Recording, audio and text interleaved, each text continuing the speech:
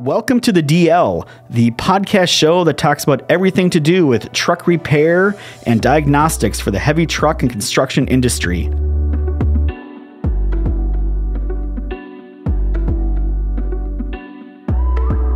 I am your host, Tyler Robertson, CEO and founder of Diesel Laptops.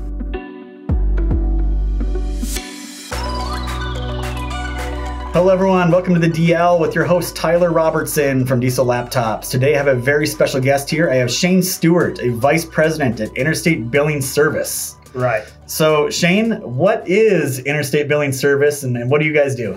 Okay, so we started out way back in 1984. We're out of Decatur, Alabama, and we deal with businesses tied to the wheel. So we're dealing with franchise truck dealers, car dealers, diesel engine repair shops, that kind of stuff. And what we do is we provide them next day cash flow from purchasing their invoices at a discount.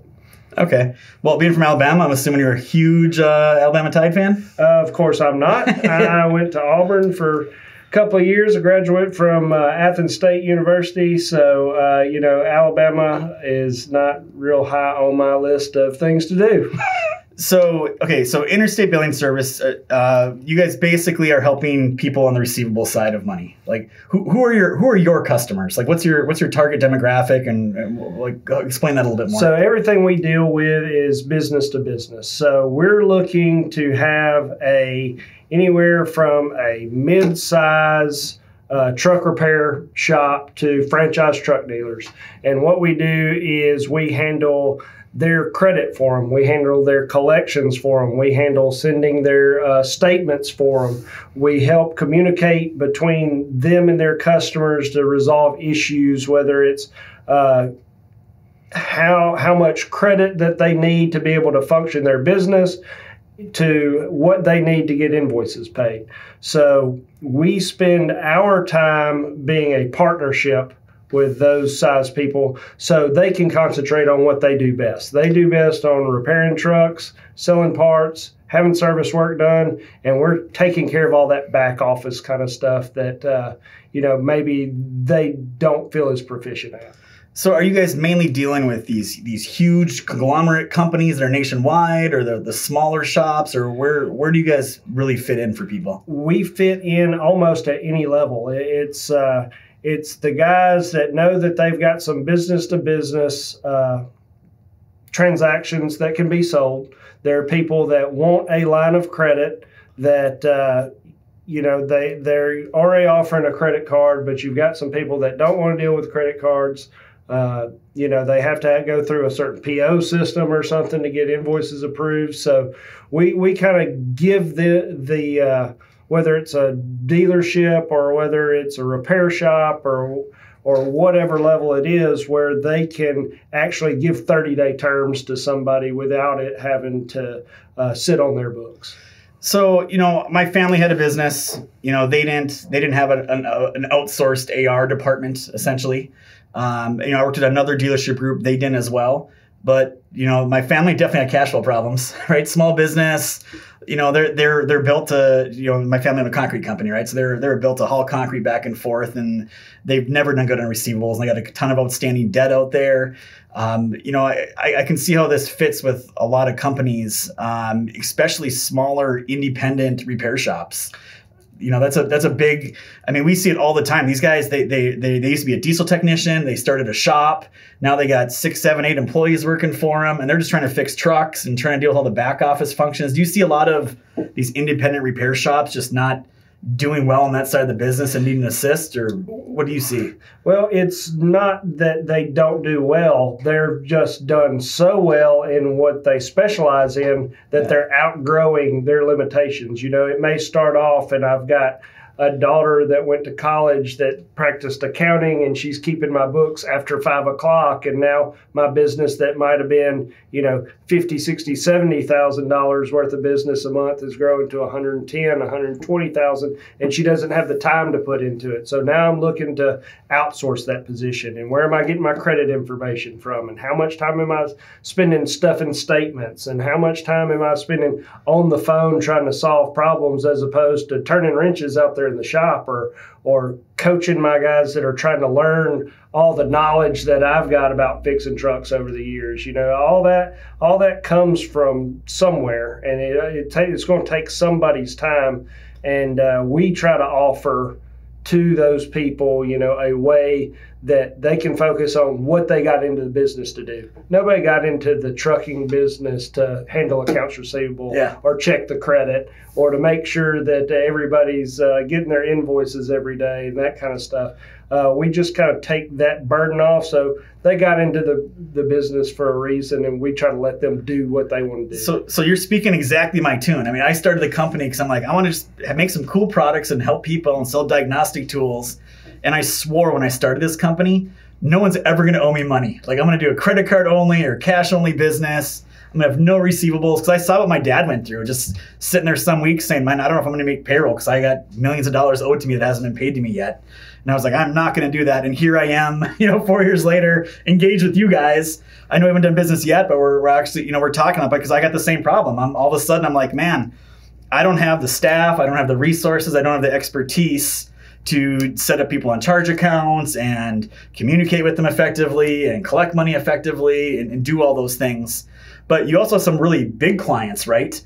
I mean, why do some of these bigger clients, do you think, come to you? I mean, these are big hundreds of millions of dollar revenue companies. Why do they come to you? Why do they not have the resources to do it themselves? So they do, but you've got every employee you hire has some sort of overhead. A lot of people, you've got the insurance tied up in them, you've got the man hours tied up in them, you've got to train them, you have turnover, you've got all those things and you're having to house those people. I think you told me y'all just moved to a bigger facility here so you can house more people. Well, if you don't have to, are you adding on to the shop so you can put 4 guys in there to run your credit to make sure the decisions that you're making are okay? We could look at stuff, 20, 30 years ago, and you see the guy coming in down the street, you do a handshake, he's going to come pay you. Yeah. Now we've kind of got situations that, you don't know all your customers. Your people it's not everybody just around you locally. You've got people that you're dealing with on a larger scale. And, as you get, when you're talking about your nationwide company now and you're trying to set up national accounts, and, where's that expertise going to come from? Is it going to come out of your pocketbook in hiring a person that you're expected to keep track of every day, or are you going to outsource something like that to somebody like Interstate Billing that can take care of the credit and the collections and the sending the statements and cashing the checks and all that kind of stuff? And most of our product being non-recourse, it means that we're making the decision, so we're taking the losses. A lot of people, when they hear Interstate Billing, the first thing they say is, oh, that's a factoring company. All they're doing is they're loaning me my own money. Yeah. And that's not really what we're doing. We're purchasing the receivables and we're giving you next day cash so you can inject that cash into your business. And then since we made the decision on it, you follow the rules, it's our losses. You don't follow the rules, we're in it together. Yep. So I mean, just to clarify for everybody kind of how it works, so the process is say you own a repair shop and you've been doing your own receivables and having all your own employees doing the collections and phone calls and stuffing envelopes and all the things you talked about. The way it works instead is essentially you would that customer then would fill a credit application with your company. And essentially, if I was the service provider doing the work, whether it's selling parts or fixing a truck or renting trucks or whatever it is, I bill my customer, and then I take that bill once that customer's approved with your company, and I send it to you, and I essentially get paid the next day. Right. So it's almost as easy as when you generate the invoice, you generate one to the customer and one to us. The customer takes the invoice home knowing that we're going to send them a statement and collect on it, and we're paying you the next day. So you just clear your books, and the only time you have to deal with that issue again is if we run into small problems that you're dealing with anyway, except now we're giving you some direct information. Now you don't get a bill paid, and maybe your staff doesn't know why it's not getting paid. We're digging into the situation and saying, hey, all they need is a PO number. Yep. So, we reach out to the client. We say, hey, if you can get us a PO number, We can get this resolved for you. It's getting the right piece of paper in front of the right person at the right time for a lot of it. So. Yeah. So one of the things, so my company, I mean, we sell on eBay, we sell on Amazon, Shopify, we do our own credit card processing, and we'll spend, nearly $1 million this year in processing fees. It sounds like what you guys do is expensive, but how does it really compare to like credit card fees and some of those other stuff and the overhead? How would you compare what you guys charge in that regard? So our national sales lead, Steve Williams, he actually explains us like a credit card. All it is you don't get the piece of plastic. It's not a piece of plastic you don't have to keep track of.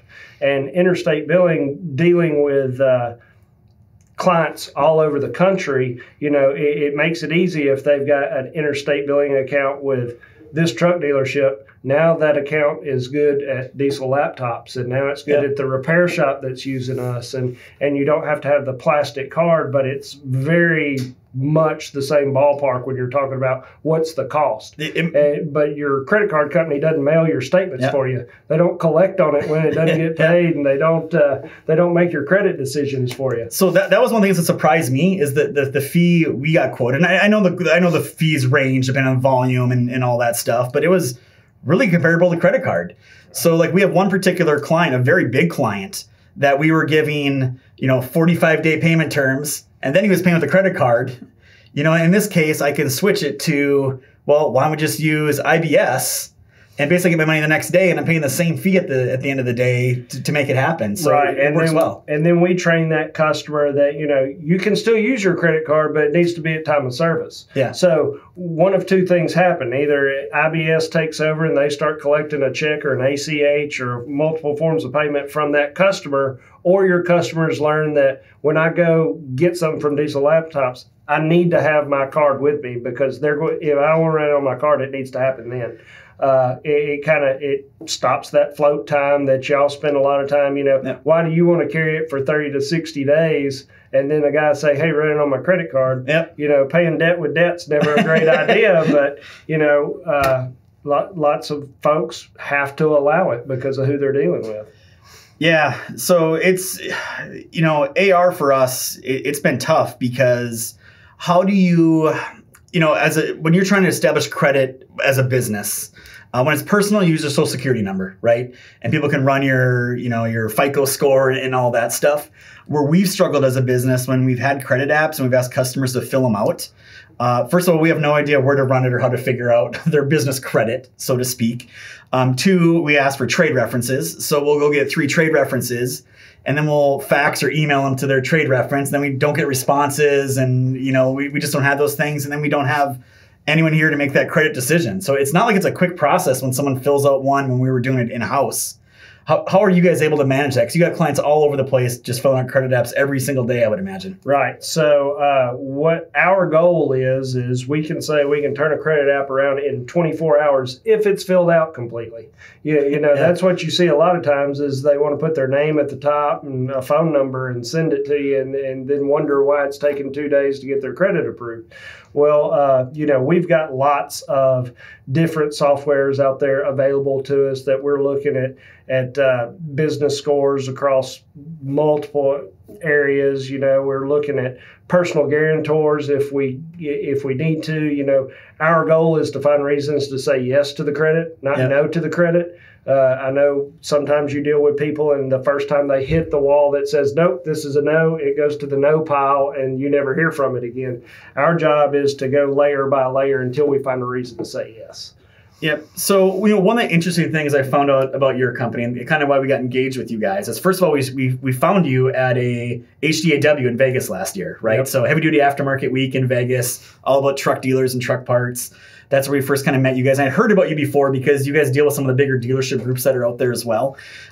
So, part of the thing that, kind of surprised me was just, how you guys are kind of all out there everywhere. You have a lot of customers and you kind of stay in this particular truck repair niche. That's kind of your bread and butter, I'm assuming? Right. That's going to cover probably about 80% of our business. We've got some stuff that wouldn't be classified as tied to the wheel. Yeah. But if you look at it long term, it eventually gets back to the wheel, like diesel laptops. It's not something that you would say 10 years ago that we would have looked at and said, hey, that kind of fits into what we do. But now we look at it and we're like, they're really supplying the exact same people that we're doing business with day in and day out. And these people have a need to buy these products. And when they buy these products, they want to be able to get the best arrangement they can to pay these off, whether, it's the 30-day billing account where you're buying your product up front, or when you have your yearly subscription that they need to do that you can invoice out to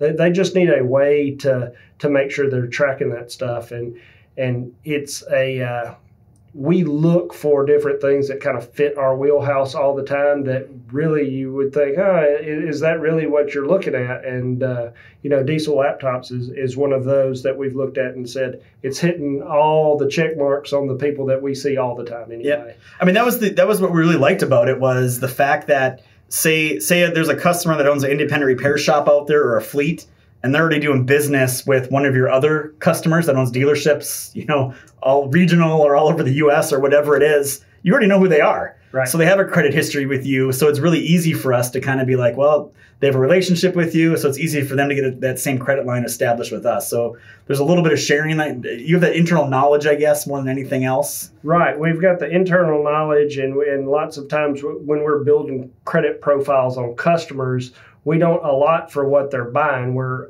allotting for what their potential to buy is. Yeah. You don't. There's no reason to give somebody $5,000 if they're good for $25, because you're just going to have to look at them again down the road.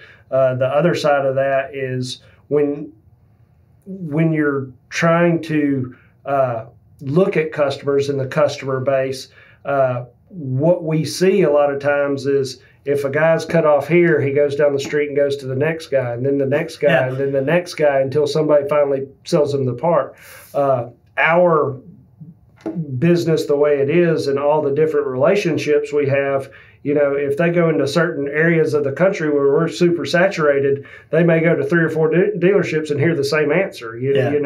And that's keeping the guys from having losses. Yeah. If a guy's coming to you that you've never seen before, that's been in business for 25 years, there's usually a reason he's coming to you for the first time. Either somebody's made him mad, or he hadn't paid his bills, or he's moving into a new sector or something like that. Yeah. And everybody just needs to be aware of kind of what that customer is able to do, and how you want to deal with that customer and their receivable. Well, I know for a lot of businesses, cash flow is king, right? Like you can sell all the product in the world, make all the money in the world, but if you don't go collect it at the end of the day, you're in a jam, right? In a big one, right? So you guys obviously provide a valuable service.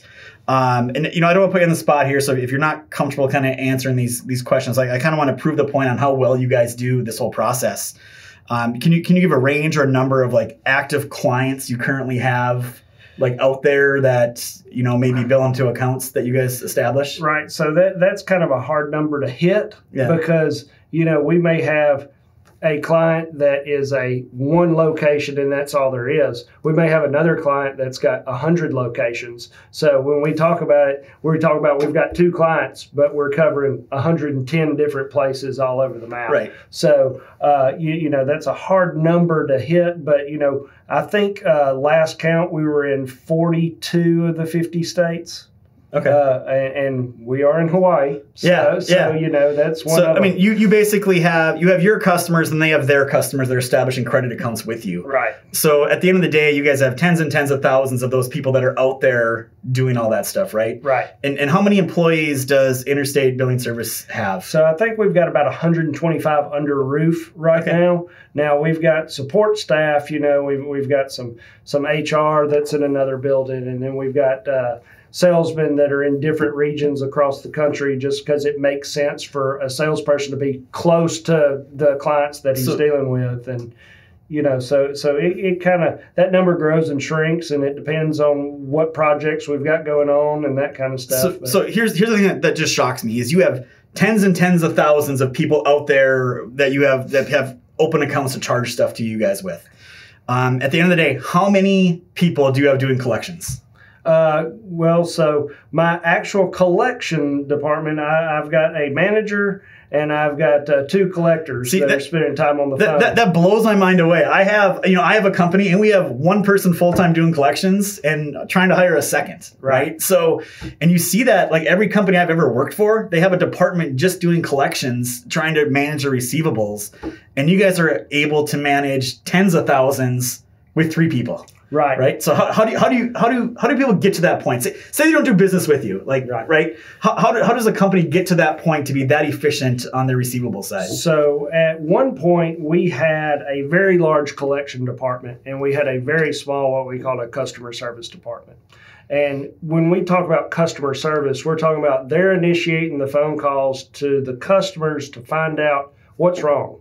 Yeah. People want to pay their bills. Yep. Their bills come in. Absolutely. They pay them. If they don't pay them, there's typically a reason why. Well, we were spending money on collectors that were calling and saying, you're delinquent, why aren't you paying your bill? When really, in actuality, we need to be calling and saying, hey, we got your last payment, but we noticed you skipped a couple of things. What can we do to facilitate this getting paid? What can we do to help you? What are you missing? And they usually give us pretty straight answers. Hey, I need a PO number. Hey, I need a signed invoice copy. Hey, I need this, I need that. So it's all about getting the right piece of paper in front of the right person at the right time. So when we talk about collections, we've got probably about 3 that are working on the folks that have issues being able to pay their bill. Yep. Everybody else is getting the right piece of paper in front of somebody. Yeah, I mean, I can tell you my company, that's one of the biggest problems we have is we just don't communicate to the people that even owe us money. Right. We kind of, we're kind of on autopilot where we make a sales order, we take a purchase order, we ship the product, and then we let the computer system kind of automate it all. Like, oh, it's going to automate our invoice to our customer in email. It's going to email them a statement every month. And then we're sitting here 60, 90, 120 days sometimes saying, why isn't the guy paid yet?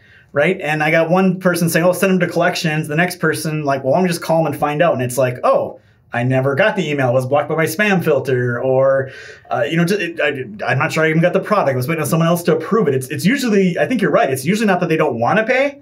They just don't know they need to, or there's some little glitch somewhere that's kind of holding the whole thing up. Well, that's a lot of times when we walk into new relationships with clients is we ask some questions. We're like, how often do you update your customer information?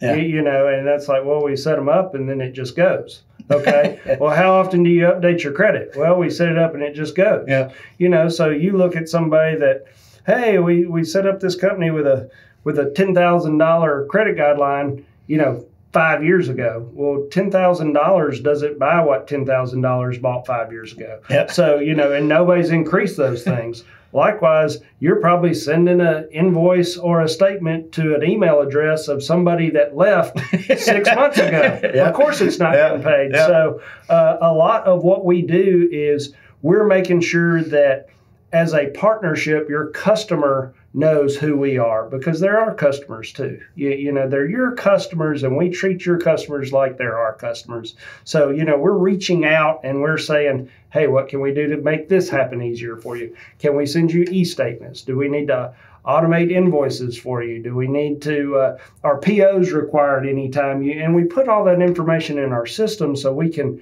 help the client help their customers get what they need. Yep.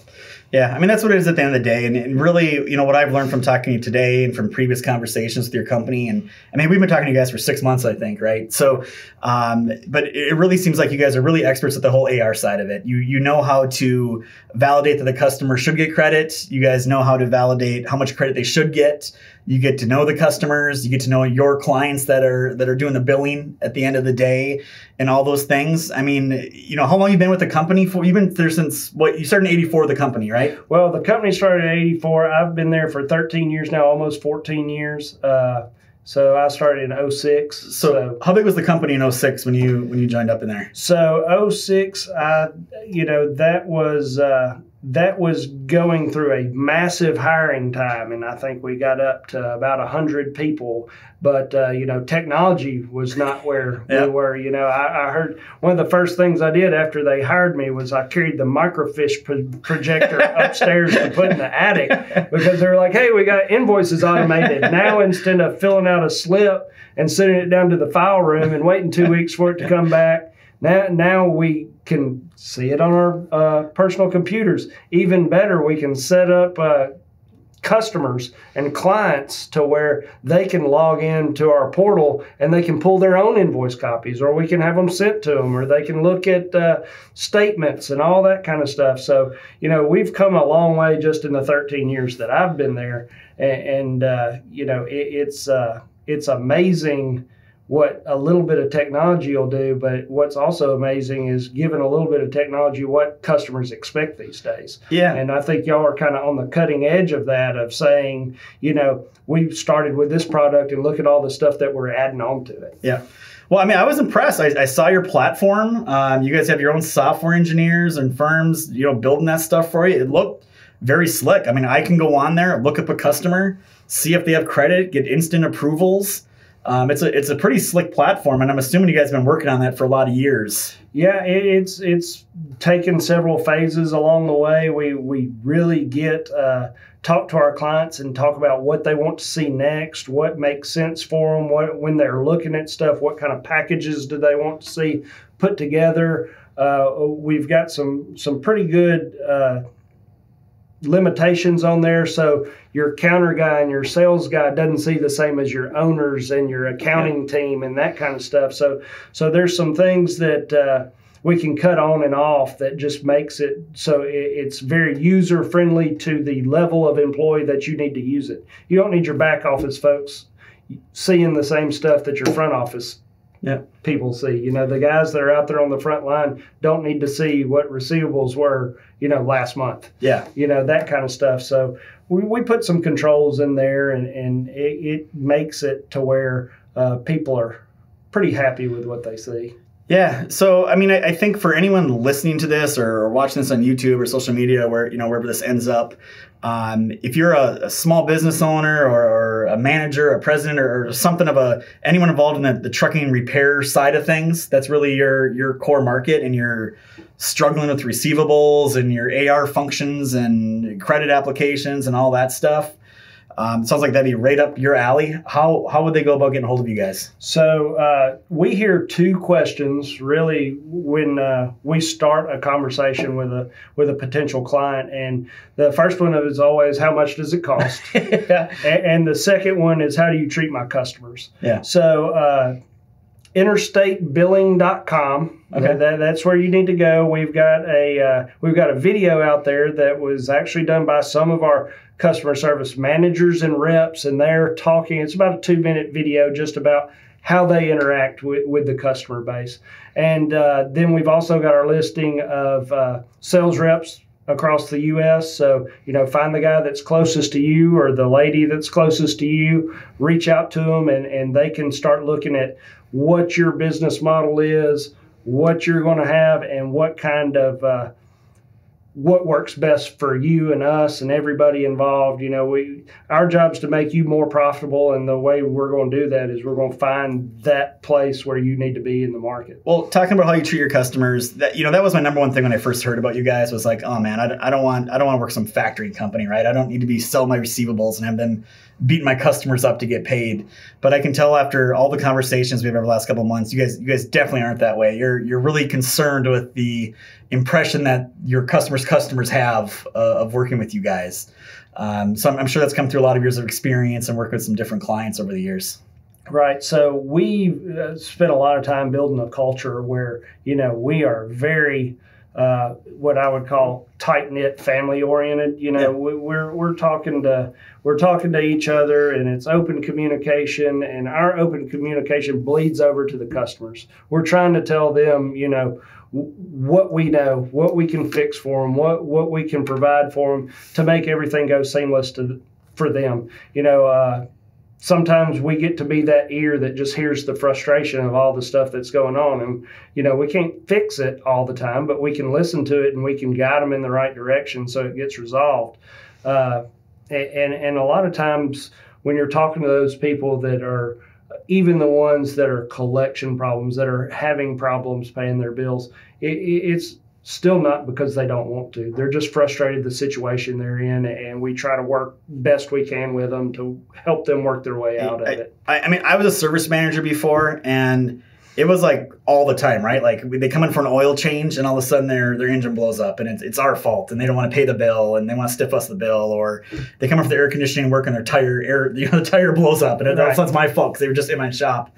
I'm sure you guys get thrown in the middle of that quite a bit, right? Right. So we've got lots of great people who work for us, but we're not the ones that have to explain why your tire going flat had nothing to do with the air conditioning system. Yeah. So what we do is we work on the front end to gather all the information. We try to let you know, hey, we talked to Susie at ABC Company. Yeah. Her phone number is this. She said, my tire went flat because you fixed the air conditioner.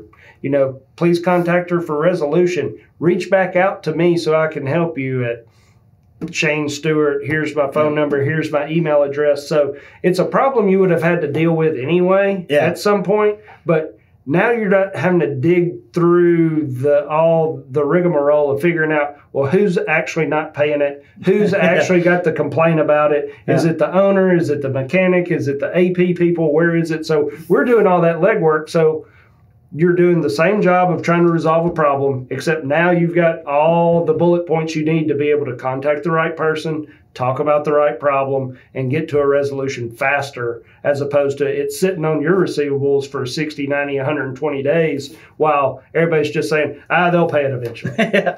Well, hey, I'll tell you what, it's really a pleasure having you on talking about this. I think there's a lot of shop owners and people out there selling parts and independent parts, people that resell parts that probably should be talking to you guys, and you could probably fix a lot of pain points for them and help their business. So hopefully some listeners listen to this and engage with you guys. And, I really appreciate your time coming here to talk with us today. Anything I left out that you wanted to mention? No, like I said, hit the website, www.interstatebilling.com. And that's really to get the most information, and then just reach out to your salesperson, because the salesperson in your area is really going to be able to give you some information that maybe you didn't even consider when you started listening to the podcast or something like that. All right. Well, we'll make sure to put some links in the notes everywhere so people can click on it and visit you guys. And again, really appreciate having on the show, man. It was great. Thanks. Look forward to working with you guys. Yes. All right. Thank you.